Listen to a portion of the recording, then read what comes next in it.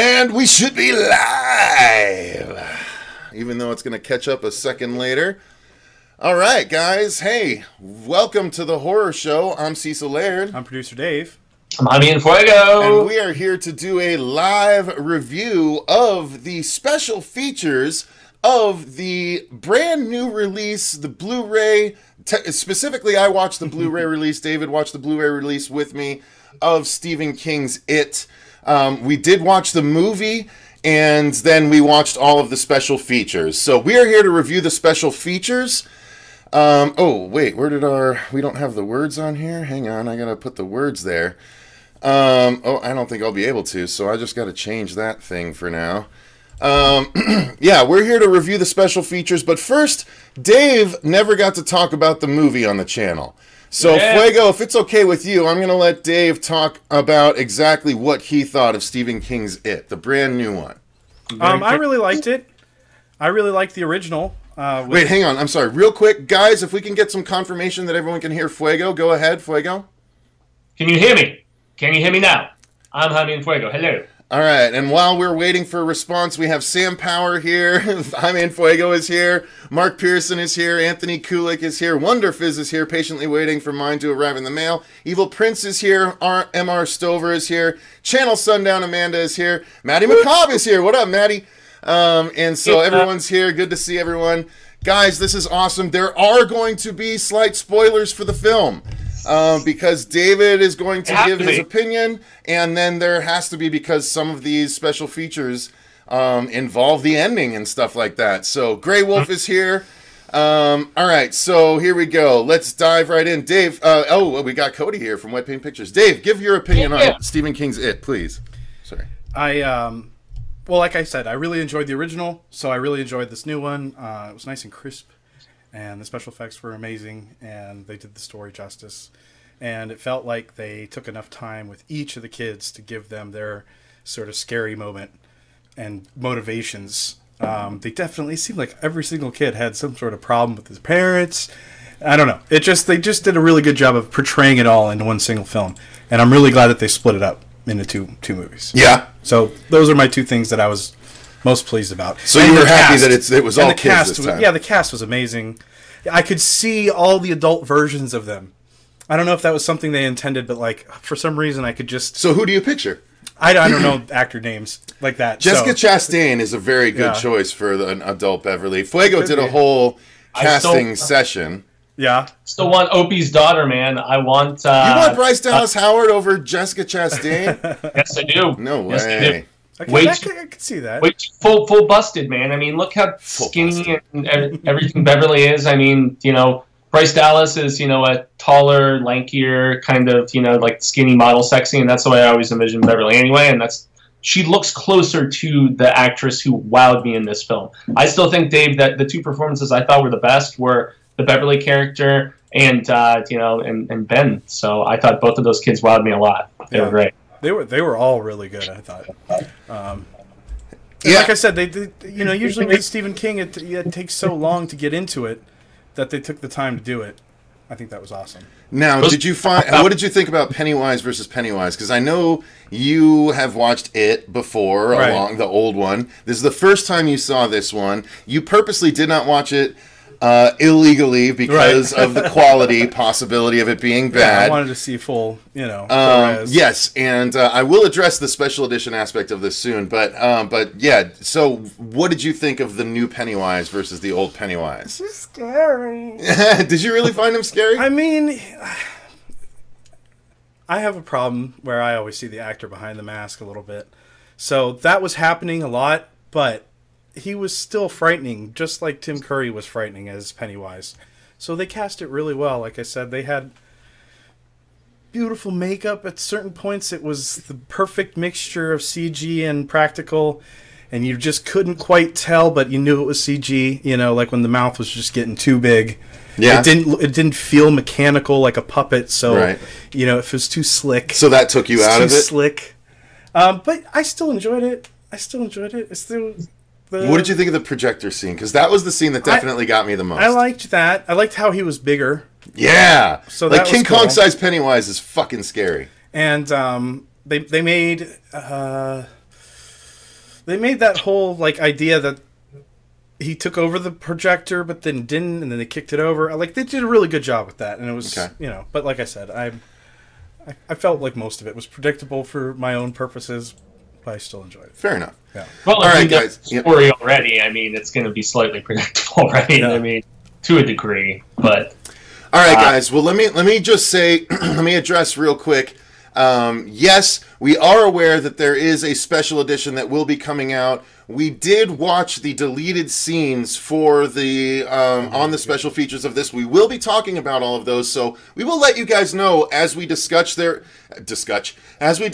each of the 4 different special features that we had essentially on this release. And so if you want to avoid any of them, you can jump out at any of those points. But the point of me doing this is because I want to justify the fact that I bought this release today. Yeah. Because I went to Best Buy to frankly pick up a hard drive that they had gotten for me, that they recovered data for me, but it just happened to be on this big display right front and center in Best Buy. I was like, oh shit, it came out today. Well, I might as well just grab that. Yeah. I'm sure we can make use of that, you know? And I was excited to find out that I just happened to get Dave to hang out today.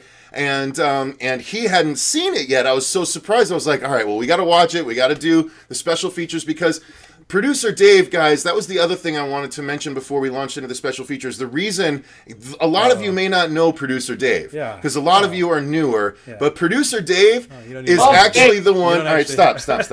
Producer Dave is actually the one that started this channel with me.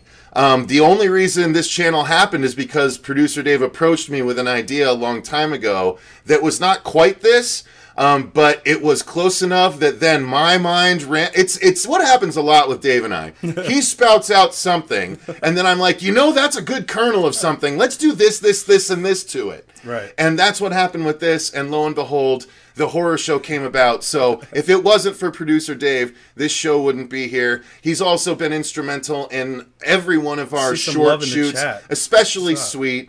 So just so you know, he is instrumental to the channel because you may not know who he is. But anyway, that is why I wanted his opinion on the channel, because it is imperative to the channel to have Dave's opinion on virtually everything. So there you go. Well, and this especially maybe because all of the IT coverage really just made our numbers grow exponentially in 2017, which was humbling and awesome, especially with how good the movie turned out to be, at least in my opinion. Well, and it did really well. Became part of the Zeitgeist. Became part of the culture for a little while. Everybody was talking about it. The new Stephen, the new old Stephen King. Yeah. Oh, thank you. You're welcome. Turn of the King this year. So without further ado, let's dive into it, guys. Yeah. There were 4 aspects, as I mentioned, of these special features. One of them we've been talking about. There was a selection of deleted scenes that was about 15 minutes long. Yeah. I remember the runtime on everything that we watched. There was the first thing was a Pennywise-centric documentary that was 15 minutes long. That had interviews from everyone from Skarsgård to the kids. We'll talk about that. Then we had a kid-centric documentary that was all about their bonding and how that happened. We'll talk about that. And then the third one was what, Fuego? I don't remember that off the top of my head. That was your favorite, of course. Well, the third one was talking to King. It was it was called Author of Fear. So there's a whole Stephen King-centric part, which of course you should talk about. Yeah, it was just cool the way they divided it up into 3s. They took the Pennywise perspective and the method that was employed by Bill Skarsgård. Then they took the kids' perspective and talked about just their bonding aspect and the camaraderie that they found with each other. And then lastly, going back to the source of all of this zaniness and, a lengthy interview with King that he reiterated some things that I'd heard already, but he expounded upon a lot more of just how closely knit to Bangor so much of what was in the original novel came from, which I thought was really cool. All right, so we'll get to that too. So let's take it in order, okay? Let's start with what I would almost say this was my favorite, except I didn't think I was going to enjoy the deleted scenes as much as I did. Getting that little bit more of the movie actually made me a lot happier than I thought it was going to. Yeah, they were good. You could see why they cut them, but they were also good. Right. So. Yeah. Well, I mean, it was already 2.5 hours long. No, yeah, well, it was 2:14. It was 2:14. Was it 214? Yeah, it's 214. That's I was looking at it as we were watching it because we were at one and a half through and we had 45 left basically. Okay. But yeah, so the first feature was the Pennywise centric feature. What was that one called, Fuego? That one was called Pennywise Lives, and so essentially resuscitating and bringing this character back to life that was already so iconic with Tim Curry's performance. But I thought it was great the way Bill discussed how he wanted to do something different with it. He took a different approach. He was much more cognizant in his discussions in the interview about the fact that this is an otherworldly entity trying to masquerade as a clown, in contrast with Tim Curry was basically like a murderous clown, you know? You can't see me throwing my fists up in the air, but is this not what I was saying through every one of our reviews of this movie? Oh, yeah. And, I mean, it was evident to both of us, but when he was just talking about his method and his approach, and I loved how the producers, Seth Grahame-Smith, and also when they talked to both of them with Machetes, they were like, he was the only person who showed up to audition with paint on. Like, he got clown paint on, and he just took it so seriously and was so just adamant about getting this role. So there were some really cool little nuggets of Pennywise in that first little 15-minute documentary. You know, not just how they kept him away from the actors. I mean, stuff that we already kind of knew about. We'd already heard about this stuff. So that the first time he's on camera is the first time that they're actually seeing him with the kids, and how that you get a more genuine reaction, hopefully. I also like that the kids documentary was kind of like they all went to camp. We'll get to that. We'll get to the kids. Okay. But I did like that this is how they framed the Pennywise documentary. The way they started it was they showed all the kids behind the scenes going, so we haven't seen Pennywise yet. We've been shooting for like a month and a half. We still haven't seen what Pennywise looks like. And they're like, today's the day we're going to get to see Pennywise. And I'm like, oh shit, this is a great moment for us to see on camera. I can't believe that. Especially like, behind what the a scenes. great idea for a behind the scenes thing.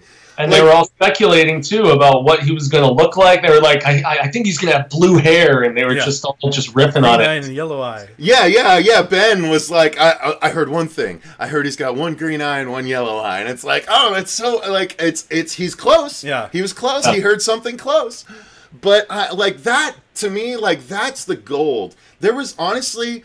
I'm going to tell you guys straight up front, across the special features, I glassed up at one point only because it made me, it brought the filmmaker side out of me so much. It was during the second one when we were watching the kids one, because there's a lot of interaction between Andy Muschietti and the kids, the director, and seeing that, like, it made my heart swell, and it made me really sad that we're not doing that just yet. You know, like, we fully intend to be making horror features like this, but it hasn't happened yet, so it was making me a little bit sad. But it was, these documentaries were so well made. Camp. It was like a camp movie. It was, exactly. It was, well, it was all summer camp, apparently. They shot it for 4 months over a summer. How awesome. And all the kids were like, I'll never forget this summer. But anyway, of course you won't. So cool. It was funny stars.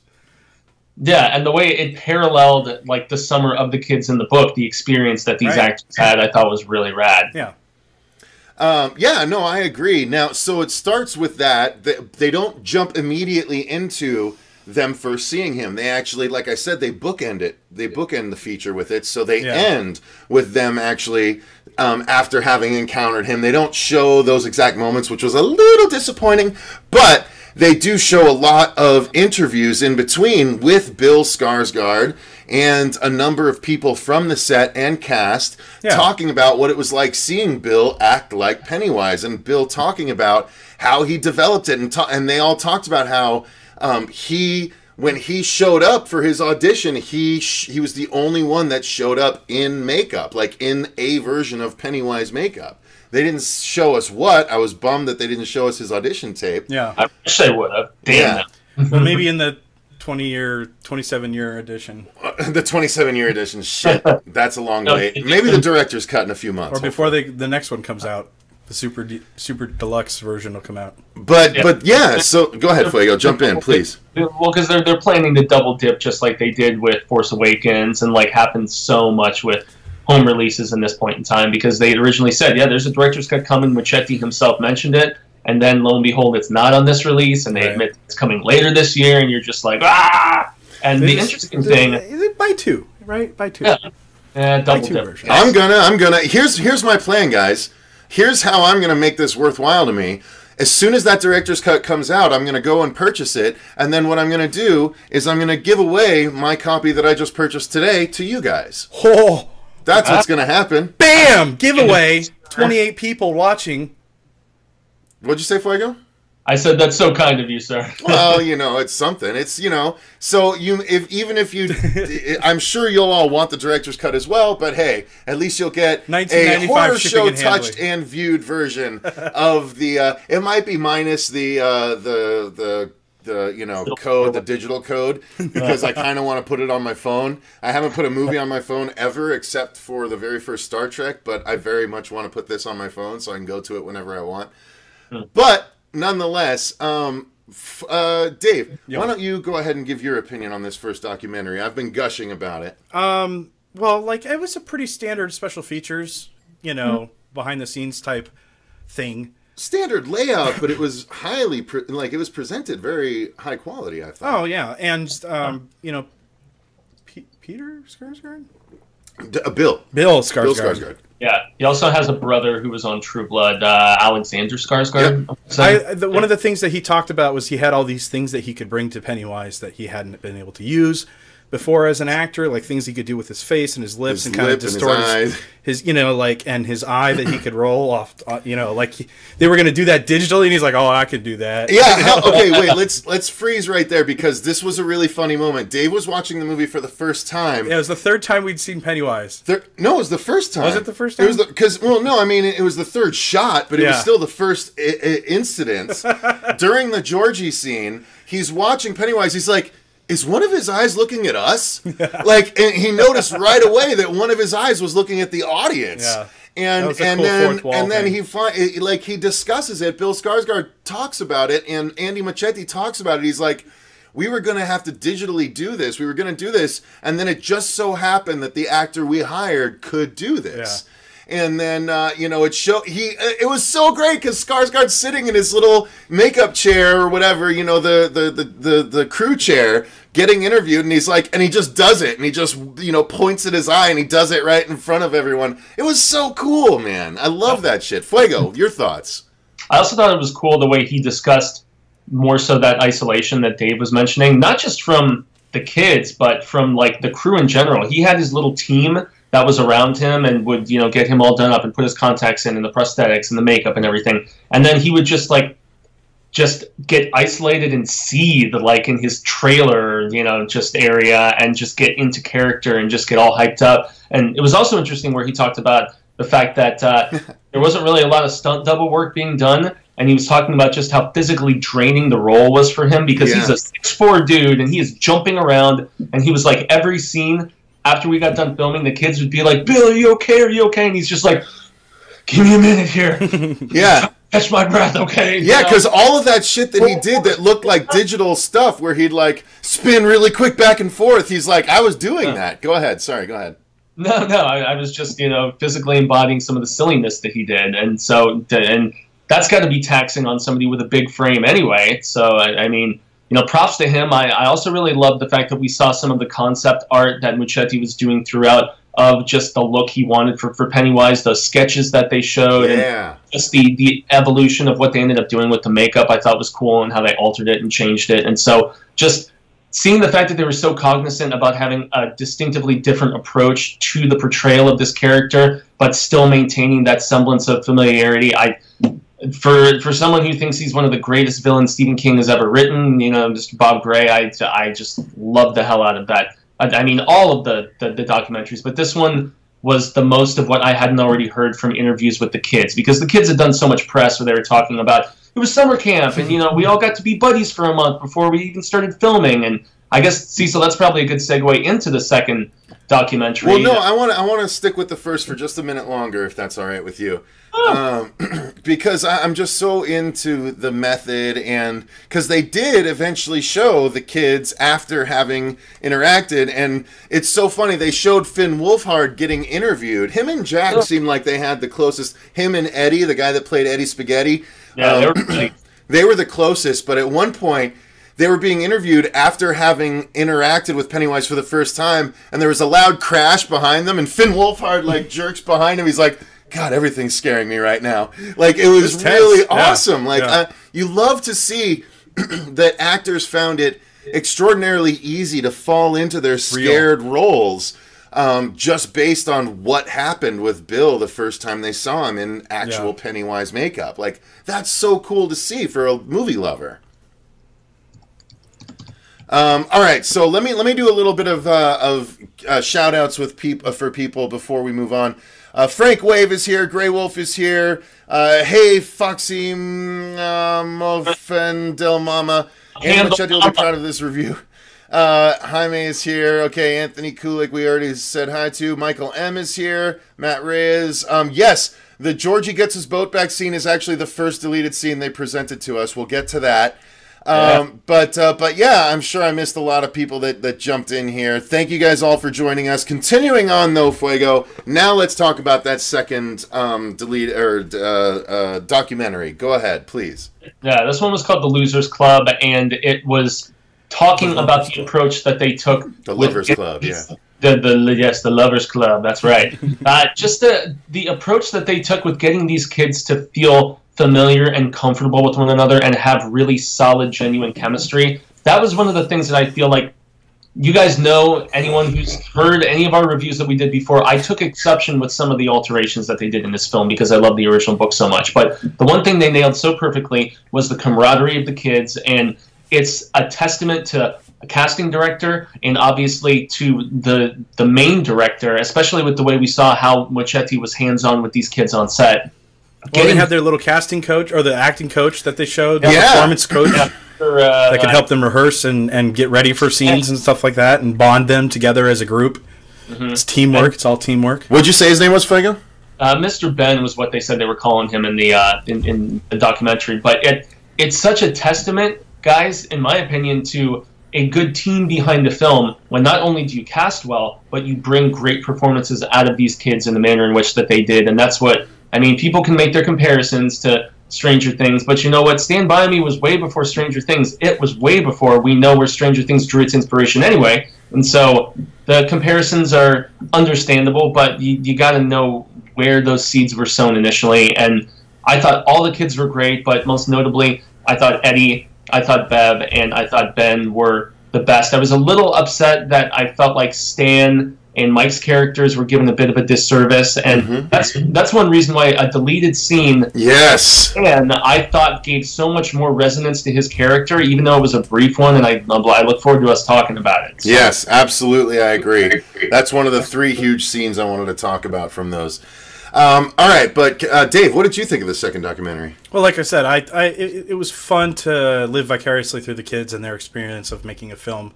When they're obviously, most of them, this is their biggest thing they've ever done. Obviously, Finn did Stranger Things. I didn't really recognize any of the kids from other big things. Not yet. But you know they've all been in stuff before, so this was their biggest thing. Yeah, they all talked like seasoned actors. Yeah. Well, I think that's kind of what's endearing about it is, you know, they even referred to themselves as working, you know, even though they're having a lot of fun. Oh, he's great to work with. He's a great actor to work with, and it's like, you're both like 12.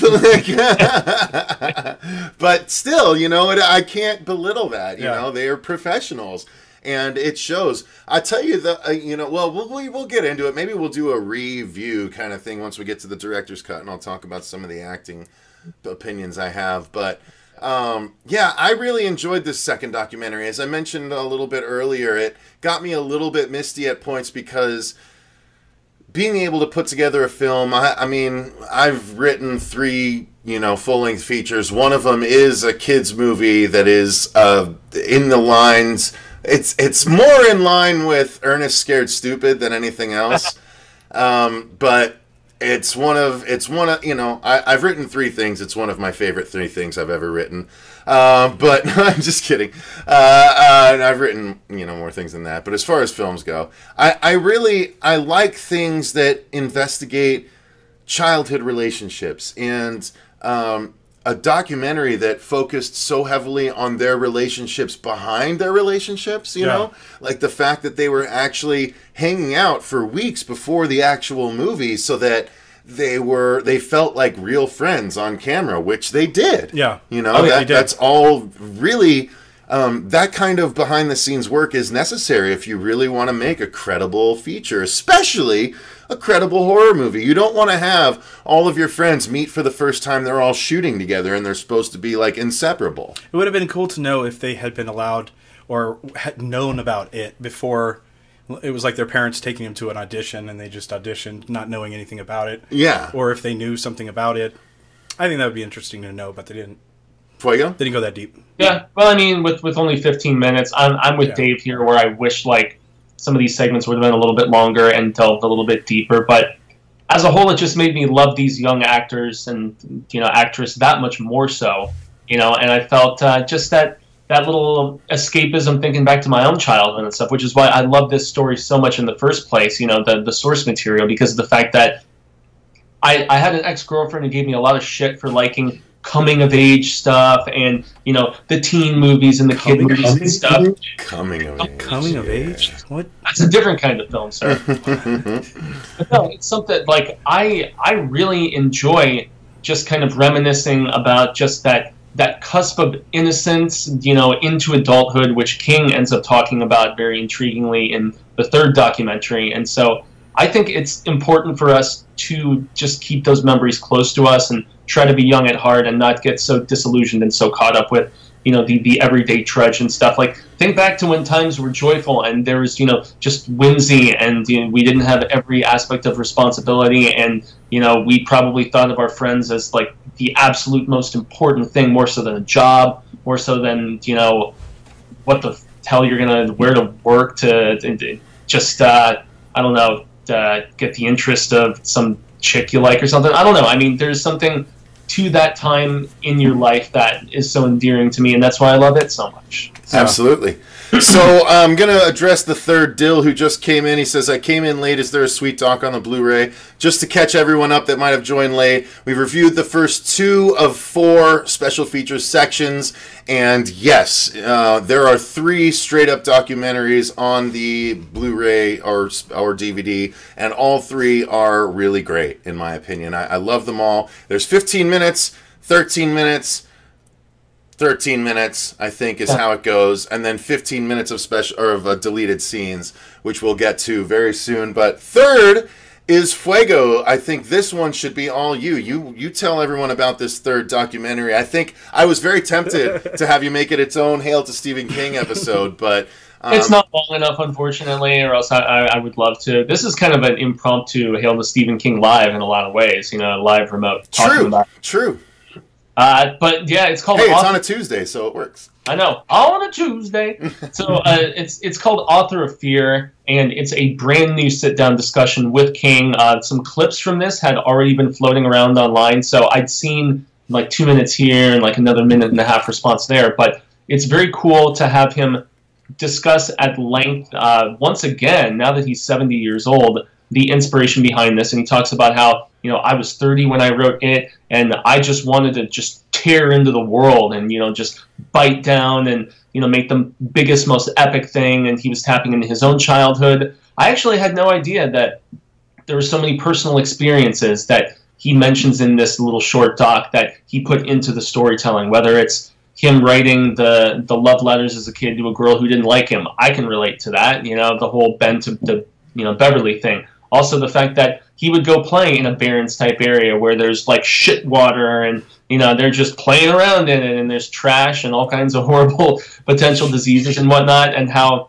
they made their own little dam, him and his brother David. And so the way he talked about implementing his childhood experiences into the storytelling, along with just the history of Bangor, the fact that there's some flashbacks in the It book, which we unfortunately only hear mentioned in the movie and in the miniseries. Some crazy stuff with loggers in the late 1800s. This crazy gangster shootout in the streets in, you know, the 1930s. And so that the fact that he was pulling those directly from Bangor history, you know, because Derry, as he's mentioned many times, is Bangor. It's just his fictionalized Bangor.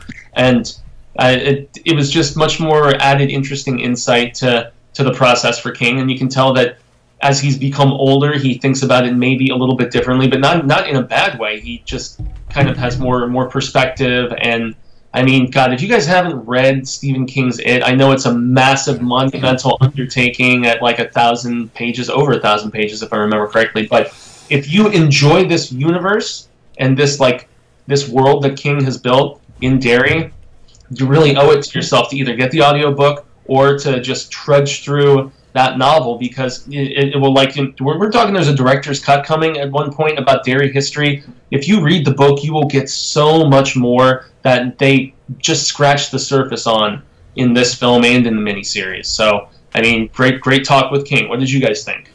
I really like this documentary. Real quick, third deal, yes. You know what? Believe it or not, if I had to say whether or not I recommend this release even ahead of the director's cut, I would say yes. If you like the movie, we don't know exactly when the director's cut is coming. It could be 4, 5, 6 months down the line. They said sometime this year. That's all they're sometime this year. It could be 12 months down the line, guys. But if you loved it as much as we loved it, and you want to see some awesome behind-the-scenes documentaries, and actually, honestly, we saw probably about 8 deleted scenes, and 3 of them were like, whoa, deleted scenes. Nothing with Pennywise. I won't get your hopes up there. Yeah. There was no extra Pennywise. But there were still some things that were like, man, why wasn't this in the movie? So I'm definitely glad that I purchased this, not only because we're making this video to tell you guys about it, but because I genuinely was happy to see more of this movie that was my #1 movie of 2017. Yeah. Yeah, and the interesting... Yeah, go ahead. Sorry. Go ahead, Jaime. Okay, sorry. The one thing to mention about the deleted scenes, though, that has been a widespread rumor is that the stuff that we got here from the deleted things, in comparison with what we're going to see in the director's cut, there are other scenes that have been mentioned frequently that aren't in these deleted ones, and that they're saying those are the ones that they're going to re-implement into the director's cut. There's some extended stuff where they're jumping off the cliff. There's some extended rock fight bits. There's a flashback to the logger stuff. There's some bits with Pennywise not just eating an arm, but eating like an actual baby. Yes. So these things that are supposed to be in the director's cut, so that's actually, it's not going to be just a complete double dip. It's not going to be the re-implementing of these scenes that we saw trimmed or whatever. That's going to be new footage from what they're saying. So that excites me, at least. Cool. So, I agree. What up, Balls to the Walls? We got to shout you out, man. Got up for a drink. It's currently 3:43 where I'm at. Just thought I'd pop on and say what's happening, guys. Much love. Fucking love you, Balls to the Walls. We miss you, buddy. Balls to the wall. Robert Ross also says, they're all talking about the book in the chat, but we didn't talk about the third documentary yet. I really enjoyed it because it's phenomenal. For me, I didn't know. Obviously, I'm not the huge Stephen King guy that Fuego is. I've seen every one of the film adaptations of his projects, but I don't know all the histories. I haven't read the books. So, you know, it's interesting to hear his perspective. However, from someone that did not know the history of it, that was really interesting for me. They did a really good job with this documentary of framing it with King telling, like, sort of the origin of the book. Yeah. And then explaining how he thought that they did a really good job getting across what he was going for in this particular movie. Yeah. Go ahead. I really liked that he I think it was Bangor, Maine is where he chose. Yeah, he told changed that the whole name thing, to Derry. But they had this whole sewer system that they built that nobody really used. It had all these things that he was able to layer into the story that came from real life, just like the real life moments that he put into it. So it was really, you know, it's always interesting to see Stephen King talk about one of his more famous. So sharp. Seems so sharp still. It's fucking awesome. He's brilliant, man. Seriously. Yeah, I don't know. I loved that documentary too. Like, honestly, paying the $25 for this movie, 27 something with tax, quite frankly, was worth it for the... I know it's weird to shout it out, but that's exactly what you're going to have to do if you want to get it. And chances are it might go up $5 extra if you don't get it this premiere week. It's always cheaper the first week a movie comes out, just so you guys know.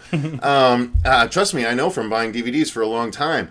One thing, if you're a cheapie like me and you're planning on buying the director's cut, all of the special features which are on the Blu-ray edition, and this is not always the case, they're all also on the DVD version of it. Nice. So I bought the DVD of it. I spent like $17, and I don't know if I'm going to hold on to that copy once the director's cut comes out, but the fact that all too often you have to buy the Blu-ray in this day and age to get all that bonus flavor. Well, there you go. I could do a giveaway on the show proper. You could do a giveaway on Hell's Stephen King.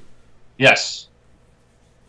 All right, guys. So yeah, let's. I guess this is where we move into the fourth and final section of the special features, which is all of the deleted scenes. Now, this is where we're going to get into some spoiler territory, just so you guys know. Sorry, guys. Yeah, it's going to happen, but there are some things that we absolutely have to talk about because there was some really cool scenes. There was a couple of, okay, I can see why that was cut, not necessarily necessary, but it was still nice development along the way. So, well, the first one was a gag. Yeah, the first one was the gag that they've released online. I loved it. Yeah. It's when Georgie goes and confronts Pennywise, and basically they cut out the entire conversation and go right to him saying, here, take it. And Georgie, reaches in and grabs it. He's like, okay, thanks, and walks away. He's like, bye, see you later. And then they did not bleep it, which I only had seen the bleeped version. Yeah. And this one, Pennywise just shit. It was so funny, dude. That was really good. I love that. That was fun. And they had to shoot that on the day of. He had to do that. I'm sure it was rather, it's just something that happens on set sometimes. It must have been like a release for the crew. Okay, he's killed Georgie. Now let's have a little bit of fun, guys. Let's just do this just for fun. A good special feature. I love people that do that. Well, I was also going to say, I thought one of the cool things about the kids' story, back to that documentary just for a half second, was that their last day together, all together, was Sam's. No, who was having this bat mitzvah? Stan. Stan. Close enough. When Stan is getting his face sucked. Oh my God, that's so good. And then that's the scene that they all filmed. That was their last scene that they all filmed together. Yeah, so they all talk about how they were crying and everything. Yeah, it's the end of a long. Again, here's the the only issues I had. I wish they had shown some of that behind the scenes footage. They must have had it. They showed a little bit, but really not. They didn't really show the crying bits. They should have. It would have been a little bit more effective, but. From there, Fuego, what are some of the other scenes we saw? I don't want to hit on the big ones until the end, but yeah, what are some of the other ones? Well, just one little postscript about that Georgie scene is that they mentioned in the documentary that the final day of shooting was also when they filmed the Georgie scene. That was one of the very last things that they filmed, which despite it being at the beginning of the movie, it was one of the last things that they shot. And they had established so much of what worked and what didn't with Bill's approach, Skarsgård as Pennywise. And so I thought that was pretty rad. That's brilliant, actually, when you think about it. Because it could have set the tone all wrong. And it's probably the most iconic scene in the source material, in the original miniseries. It's what scared so many of us so insanely, I'd say. I mean, that scene and the bevy with the blood in the sink scene, for me, were the two most iconic when I was a kid. The next scene, though, was it was just a little extended bit of where Stanley is he's reading, his stuff in preparation for the bar mitzvah, and that was just an extended scene. Bringing shame on the family. It was such a good transition that they didn't include, though. It's between Act 2 and Act 3. It's literally the transition from Act 2 and Act 3 when the kids separate and they're all alone, right? And it even shows Bill sitting at the kitchen table alone that was cut out. Yeah. And they show Stan giving this whole speech, and it's so good. It's so good because the speech, he's basically like, okay, I get it. Becoming a man in Derry is not giving a shit. Fuck y'all. And fucking drops the mic and goes. It wasn't that exactly. I don't want to ruin it all. But that's essentially what it is. And it was so awesome. I was like, oh shit, Stan's got some balls. I wish they had included that. It was such a good framing thing, because they could play that voiceover while they were showing what everyone else was doing when they were alone, including Mike now killing the sheep and doing everything like that. That was a really brilliant transition that they just pulled out for whatever reason. I don't know why. Yeah. Also, think of the fact that I'm pretty sure they used some of that voiceover in one of the trailers, if I remember correctly, and about the fact that, as a kid, you think you're going to be protected and all this different stuff and, the rite of passage and whatnot. But, yeah, that family dinner scene with Bill, that was one from the original Fukunaga script, and it just showed the continuing family tension. There's another scene where that Bill's dad goes to check out the basement after he first sees Pennywise and Georgie down there, and you just hear what's going on. The craziness of that scene. So that was good. I can see why they cut that though, because that's like a standard trope in all like scary movies where the dad, the parent doesn't believe you. Even though it's really the extra happening. stuff with Bill's parents did feel unnecessary. I think so. I felt a little bit, although I'm glad we got to meet his mom finally. Yeah, she had 2 deleted scenes. Yeah, the only time you see her in the film. Poor actress. Got cast in Stephen King's It, which was the biggest horror movie of all time, and got cut the fuck out of it. That hurts. First thing ever at this point. So, yeah. Highest grossing ever, right? Highest grossing horror movie of all time. But her part was, so the 2 deleted scenes were, one is she's standing at the sink and Bill, I can't remember their fucking names. Bill is asking about going on the camping trip or whatever, to the park trip, and that was Georgie's favorite thing to do, so she like throws something in the sink and walks off. So it was kind of like, that was kind of harsh, because he has that cool little, at the very end of that scene he goes, well, that was my favorite too. Right. Kind of like the parents are so distraught over the loss of one child, they're letting the other ignoring the other one. So they all had those sort of like extra scenes, and then those 2 people had just a longer version of it that they cut. Well, the whole family trip bit, which we saw at the very end, the final deleted scene, that was actually the original ending of the movie. So that was supposed to be the script after what we saw. It was slightly retooled from the Fukunaga script. Go ahead, Fuego. Tell them the scene and then tell them what you were going to say about it. So this is the alternate ending that we got, guys. The original ending ends with Bill kissing Bev and Bev kissing Bill back, and then she walks away. He smiles, cut to black. Yeah. But go ahead, Fuego. So what do we see, and then continue with your point, please. Yeah, so there was an extended bit, which was in the original Cary Fukunaga script, and that's where the trip, which was deleted in that other scene where, Bill is talking about, let's still go on this trip, family bonding. He wanted it so badly because he felt so detached from his parents and how hollow they felt and just unexpressive and devoid of just affection with him after Georgie's death. And so that was one scene that was cut out where he was suggesting the trip. And then at the very end, after the whole, bloody shake and the kiss and all of that stuff, which I have to say, I don't know if I noticed it previously when I was watching, the original ending to the film, but after the little kiss where she smears all the blood on, like, the side of his cheek, it was just, like, cute and just, like, creepy and just kind of shows how they just got done going through hell, basically. But, so it ends up after that going to them actually trying to rebond and, get some union back together in this family. And they're actually going not to Arcadia, not to the place that Georgie loves so much, but the mom says, let's go try to make some new memories of our own. Right. And they drive away, and yet the shot that they end with going right back to the sewer area, and just right back to the storm drain, and then just you hear like some little noises down there. There is, in fact, still a presence that might be alive. It starts to rain. So, I love that ending shot. I wish they ended the movie like that, personally. I agree. It was good. I like the way they actually ended it, but I also like the alternate ending. I was just going to say that shot where they What's up, Dino? Where they end at the end and showing the sewer grate. All that was going through my head was how sweet his lair was, Pennywise's lair. Yeah. And how well, and like, I didn't catch the art like, direction of that fucking place. Oh, it was just so really fucking cool. And so that's the lasting image that extra scene left me on, instead of sort of like the happy ending that the other scene left me on. So I could see why they wanted to do the more happy ending rather than the sort of like omniscious 27 years from now this is all going to happen Did again. You like the representation of the floating kids? Yeah. I mean, it was fucking cool. Yeah. That was fucking cool to see. Are you glad you waited so you saw a high quality copy of it? Yeah. I'm so glad I wish I would have seen it in the theater, but, that's how life goes sometimes. Yeah, it is. Yeah. Let's do the super mega happy ending. Yeah.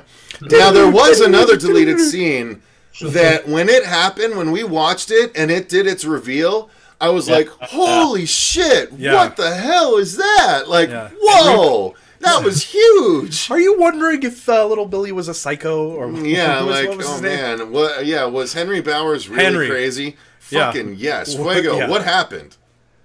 So essentially he's chased them. Spoilers. Spoilers. He's chasing them to the Neighborhood house, which we know he pursues them in there and then down into the sewers and everything, which is slightly different than the way things go in the book. I'm not going to really go into any of that alteration, but it's very cool in the fact that you see him in the vehicle, and with Belch and the name of the other Billy buddy who's eluding me, but they're both dead in the car, and he's slaughtered both of them, and he's like covered in blood. Yeah. So you could tell that that's also deviation from the source material, though, because Pennywise kills his buddies, Well, maybe Pennywise did, and he was just in the car with them. He was just driving around in their car. Well, in the book, they get killed by Pennywise. Oh, okay. But, yeah.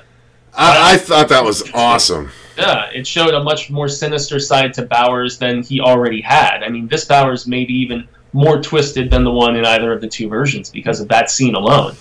So, yeah, I agree. I thought it actually added another layer of him. Like, not only did he fucking cack his own dad with a knife, which Dave didn't see coming, but he went further. He sliced his best friend's throats. Like, that's pretty aggressive, and that's after the rock fight that would have happened, because he was still bloody from the rock fight. And he was going to shoot that cat?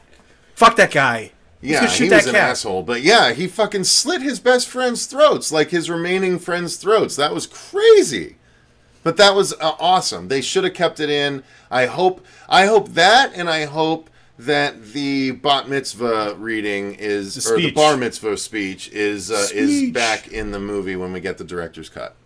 Yeah, well, the bar mitzvah speech was also all the way back in the Fukunaga script. And so that's one thing that, because I did videos last year comparing the first draft of the script to the revision of the script where they combined the Eddie character with the Stan character with the Richie character, and they made Richie gay, and it was really different. And check out the script if you guys, it's floating around on Reddit, but just to see how much they tried to change with rewrites, and then they ended up reverting back to a lot of the same beats of the original script with the one that Fukunaga didn't even end up working on. So yeah, I mean, it's fun to see some of these scenes that were as far back as the inception of this project being filmed, but not included in the finished product. So who knows? It's all the process of trimming and pacing and all that stuff, right, Dave? Yep. So, Fuego, were there any other scenes that we didn't hit on from the deleted scenes that were worth mentioning? I mean, they were all... Most of them, I think, were extended bits. The ones that were most notable were the extended ending, the bar mitzvah bit, obviously, with him having his little speech, and then the Bowers bit where we saw just how insane he truly was. But I think as... Oh, there was the extended cast signing scene. It was just slightly extended, where she actually put the bubblegum on the the loser that she wrote out. Yeah, so you saw what was on there before you didn't necessarily. Right. And that's what I was trying to remember, because I didn't rewatch the film like Cecil did today. I just popped on the bonus features, and I'm probably going to watch it later tonight. But that's where, with some of the extended bits, I was trying to remember how much they were actually extending. Because they kind of had like a little piece here and there. Yeah, it was little bits here and there, little trimmed things. But yeah, before they cut away without ever showing what was on his cast. But this time they fully showed what was on the cast, and she dotted her O with her gum. So yeah, what a cunt. It's still kind of aggravating that we didn't have a lot of stuff deleted with Mike Hanlon, because I feel like he was the most underserviced of anyone, especially as a character who, in the source material and in the miniseries, was the one who did the research and knew about the history of dairy, and they gave all of those responsibilities to Ben instead in this. So if there's anything I can say as a gripe about this film, is that I felt like his character was the most, just one note and not given enough to, chew on and really do. We saw that there was stuff filmed. I thought he had the most fucked up of living situations. Yeah, I mean, they're like, you're home. Not only is he homeschooled, but he's got to like shoot the layout of the sheep in the freaking head with the bolt shit. I mean, that's pretty fucked. I mean, I know your dad like being all weird and touching your hair and molesty like is, they all have their bad things, but I did feel like Mike was represented. But I think you're right. He kind of was. He didn't get the whole role. He didn't get the whole character. So, hey, thank you, Dino. I appreciate the words about my ranting review, guys. I did our very first ranting review of a movie called Pitchfork on Monday, and I got really angry about it. And I think I might do more of those because it was a lot of fun.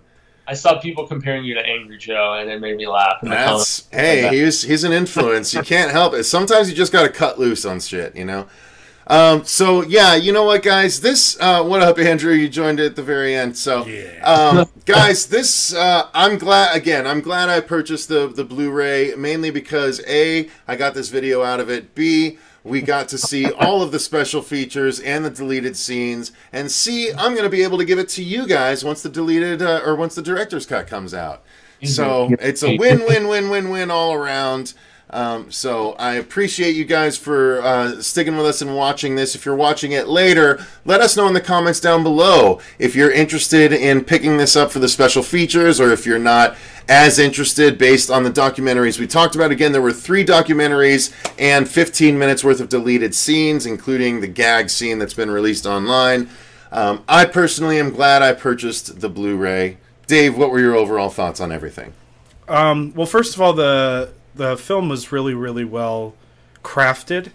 The music, there were multiple moments where they brought the music that was happening in the film. It was the weird lady playing the flute, or it was his mom playing the piano. So I guess we did see the mom. Yeah, the mom playing the piano was another third time. You're right. So I think they left in like the one good memory of his mom, and they took out the 2 like kind of bad memories. So I don't know. And I really like that when they do that in the film. Like, you hear this beautiful piano music going, it's all upstairs, and then when you come downstairs, you see it's the mom playing the piano, so that the music makes sense in the film. And like I said, they did the flute later, and they had so many of those sort of like really well choreographed scenes where the camera move with the way that Pennywise was coming up to make the scares. It was really well done. They stabilized on his face a couple times to make his head shaking, make it so that it wasn't his head shaking, but it was like the rest of the world rest shaking. The body moving around him. They did a bunch of really cool subtle CG effects, like I said earlier, with the mouth and the sort of like when he slinked away after chasing him up the stairs. The snake like, pullback. Yeah, he kind of his eyes roll back. Yeah, into his head. and like he was coming out of a shell or something like that, or crawling back into a hole. And Andrew's right. Leave a like before you go, guys. Appreciate it. Yeah. No, I have to echo what Dave was saying just now, in the fact that I thought the camera movement had such a sweeping just grandiosity to it, and it felt so fluid. And I mean, that was where you saw the difference between a TV film like we had before and in this. And that was something Cecil and I noticed with the original trailer when it first hit. We were just like, wow, this is cinematic in comparison, man, from the color correction to, just the way everything moved and, progressed so naturally with the viewpoint changing and stuff. And so, yeah, it was definitely a very well-made film. And you see that with Mama as well. I mean, both of those, you can tell Muchetti has a very keen eye for just how he wants things to look in transition. Yeah. So. Yeah, definitely. And then just to wrap up the special features, like I said, they felt pretty standard special feature-y, but it was really cool to see a little bit of background for the kids, the Stephen King, the author himself, and Pennywise. So yeah, it was good. It's worth it. Yeah. If you're a fan of the film, especially if you're a fan of the source material, you're somebody did say they're all on YouTube anyway. So if you want to watch them on YouTube, want to look on YouTube, you can probably find them. So the links will not be in the description. Spend money if you think they have enough of our money already, guys. Yeah. So the last thing I do want to mention, guys, before we go, thank you very much for watching. If you're interested, this shirt right here that I'm wearing, our horror show shirt with the Penny Smile design, it's been visible the whole time.